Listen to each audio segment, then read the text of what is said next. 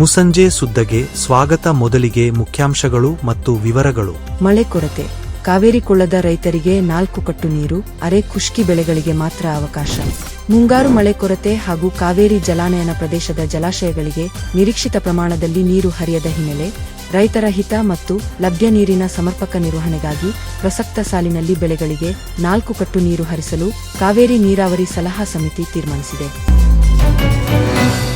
ದಕ್ಷಿಣ ವಲಯ ಮಂಡಳಿ ಸಭೆ.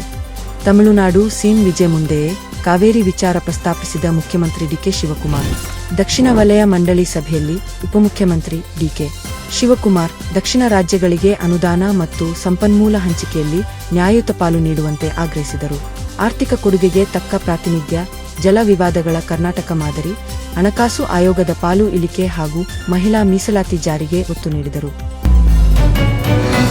ಬಿಜೆಪಿಯವರು ತಾಕತ್ತಿದ್ದರೆ ಆರ್ಎಸ್ಎಸ್ ಶಾಖೆಯಲ್ಲಿ ಸಂಘದ ಗೀತೆ ಬಿಟ್ಟು ರಾಷ್ಟ್ರಗೀತೆ ಹಾಡಲಿ. ಬಿಕೆ ಹರಿಪ್ರಸಾದ್. ರಾಷ್ಟ್ರಗೀತೆ ವಿಚಾರವಾಗಿ ಕೆಪಿಸಿಸಿ ಅಧ್ಯಕ್ಷ ಬಿಕೆ ಹರಿಪ್ರಸಾದ್ ಬಿಜೆಪಿ ವಿರುದ್ಧ ವಾಗ್ದಾಳಿ ನಡೆಸಿದ್ದಾರೆ. ತಾಕತ್ತಿದ್ದರೆ ಆರ್ಎಸ್ಎಸ್ ಶಾಖೆಯಲ್ಲಿ ಸಂಘದ ಗೀತೆ ಬದಲು ರಾಷ್ಟ್ರಗೀತೆ ಹಾಡಲಿ ಎಂದು ಸವಾಲು ಹಾಕಿದ್ದಾರೆ. ಹನೂರು ಎನ್ಕೌಂಟರ್ ಪ್ರತಿಕಾರಕ್ಕೆ 10 ಎಕರೆ ಅರಣ್ಯ ಭಸ್ಮ. ಹನೂರು ವನ್ಯಜೀವಿ ವಲಯದಲ್ಲಿ ಅರಣ್ಯ ಇಲಾಖೆ ಸಿಬ್ಬಂದಿ ನಡೆಸಿದ ಎನ್ಕೌಂಟರ್ಗೆ 3 ಬಲಿಯಾಗಿದ್ದು, ಇದರಿಂದ ಆಕ್ರೋಶಗೊಂಡ ಗ್ರಾಮಸ್ಥರು ಮಲೆ ಮಹದೇಶ್ವರ ವನ್ಯಜೀವಿ ಧಾಮದ ಅರಣ್ಯ ಪ್ರದೇಶಕ್ಕೆ ಬೆಂಕಿ ಹಚ್ಚಿದ್ದಾರೆ. ಇದರಿಂದ 10 ಎಕರೆ ಅರಣ್ಯ ಪ್ರದೇಶಕ್ಕೆ ಹಾನಿಯಾಗಿದೆ.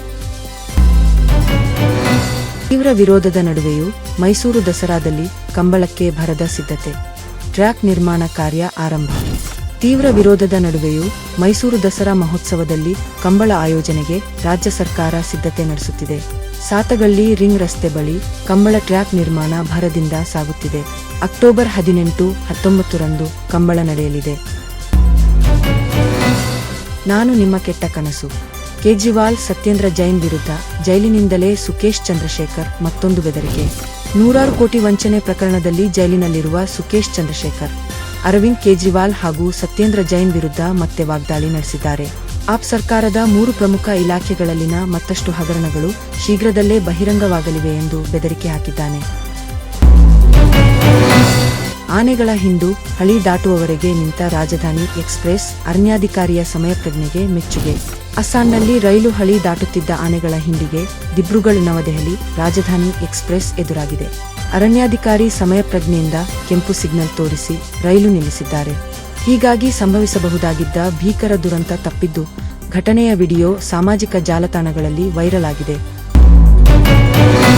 ಇರಾನ್ಗೆ ನೆರವು ನೀಡಿದರೆ ಆರ್ಥಿಕವಾಗಿ ಸರ್ವನಾಶ, ವಿಶ್ವದ ರಾಷ್ಟ್ರಗಳಿಗೆ ಟ್ರಂಪ್ ಖಡಕ್ ಎಚ್ಚರಿಕೆ.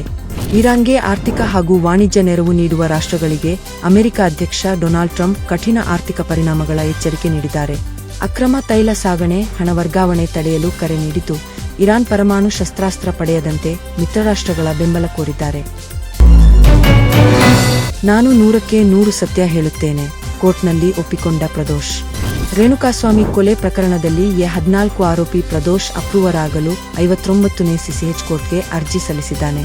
ಯಾವುದೇ ಒತ್ತಡವಿಲ್ಲದೆ ಸತ್ಯ ಬಹಿರಂಗಪಡಿಸುವುದಾಗಿ ಜಡ್ಜ್ ಸುಜಾತಾ ಮಡಿವಾಳಪ್ಪ ಸಾಂಬ್ರಾಣಿ ಅವರ ಮುಂದೆ ಹೇಳಿಕೆ ನೀಡಿದ್ದು, ವಿಚಾರಣೆಯನ್ನು ಆಗಸ್ಟ್ 24ಕ್ಕೆ ಮುಂದೂಡಲಾಗಿದೆ.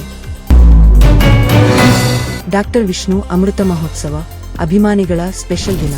ಕನ್ನಡದ ಮೇರು ನಟ ಡಾ. ವಿಷ್ಣುವರ್ಧನ್ ಅವರ 75ನೇ ಜನ್ಮದಿನದ ಅಂಗವಾಗಿ ಡಾ. ವಿಷ್ಣುವರ್ಧನ್ ಅಮೃತ ಮಹೋತ್ಸವ ಕಾರ್ಯಕ್ರಮ ಆಯೋಜಿಸಲಾಗಿದೆ.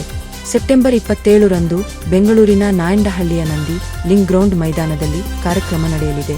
ಅವರ ಜೀವನ, ಸಾಧನೆ ಹಾಗೂ ಕನ್ನಡ ಚಿತ್ರರಂಗಕ್ಕೆ ನೀಡಿದ ಅಪಾರ ಕೊಡುಗೆಯನ್ನು ಸ್ಮರಿಸುವ ಉದ್ದೇಶದಿಂದ ಮಹೋತ್ಸವ ಹಮ್ಮಿಕೊಳ್ಳಲಾಗಿದೆ. ಇಂತಹ ಇನ್ನಷ್ಟು ಮಾಹಿತಿಗಾಗಿ ಸವಾಲ್ ಟಿವಿ ಚಾನೆಲ್ಗೆ ಸಬ್ಸ್ಕ್ರೈಬ್ ಮಾಡಿ. ವಿಡಿಯೋಗೆ ಲೈಕ್ ಮಾಡಿ, ಶೇರ್ ಮಾಡಿ ಮತ್ತು ಹೊಸ ವಿಡಿಯೋಗಳಿಗಾಗಿ ಬೆಲ್ ಐಕಾನ್ ಒತ್ತುವುದನ್ನು ಮರೆಯಬೇಡಿ. ಧನ್ಯವಾದಗಳು.